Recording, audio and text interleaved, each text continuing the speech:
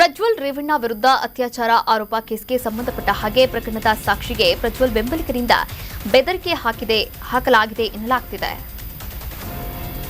ಪ್ರಜ್ವಲ್ ರೇವಣ್ಣ ವಿರುದ್ಧ ಅತ್ಯಾಚಾರ ಆರೋಪ ಕೇಸ್ ಪ್ರಕರಣದ ಸಾಕ್ಷಿಗೆ ಪ್ರಜ್ವಲ್ ಬೆಂಬಲಿಗರಿಂದ ಬೆದರಿಕೆಯನ್ನ ಹಾಕಲಾಯಿತು. ಮೊಬೈಲ್ ಕಸಿದು ಸಾಕ್ಷಿಗೆ ಬೆದರಿಕೆ ಹಾಕಿರ್ತಕ್ಕಂಥ ಬೆಂಬಲಿಗರು ಹೊಳೆ ನರಸೀಪುರ ಠಾಣೆಯಲ್ಲಿ ದಾಖಲಾಗಿದ್ದಂತಹ ಪ್ರಕರಣ ಇದು.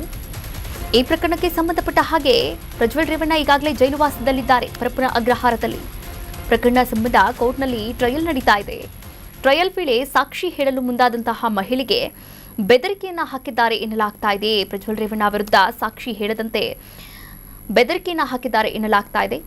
ಈ ಮುಂಚೆ ಕೂಡ ಬೆದರಿಕೆ ಹಾಕಿದಂತಹ ಪ್ರಜ್ವಲ್ ಬೆಂಬಲಿಗರು ಈಗ ಮತ್ತೆ ಸಾಕ್ಷಿಗಳಿಗೆ ಬೆದರಿಕೆ ಹಾಕಿದ್ದಾರೆ. ಸಿಟಿ ಸಿವಿಲ್ ಕೋರ್ಟ್ನಿಂದ ಸಿಐಡಿ ಎಡಿಜಿಪಿಗೆ ಸೂಚನೆ ಕೂಡ ಸಿಕ್ಕಿದೆ. ಈ ಬಗ್ಗೆ ತನಿಖೆಯನ್ನು ನಡೆಸಿ ವರದಿಯನ್ನ ಸಲ್ಲಿಸೋಕೆ ಕೋರ್ಟ್ ಸೂಚನೆಯನ್ನ ನೀಡಿದೆ. ಮಹಿಳೆ ಮತ್ತು ಆಕೆ ಮಗನ ಬಂದೋಬಸ್ತ್ ಬಗ್ಗೆ ಕೂಡ ಸೂಚನೆಯನ್ನ ನೀಡಲಾಗಿರುವಂಥದ್ದು.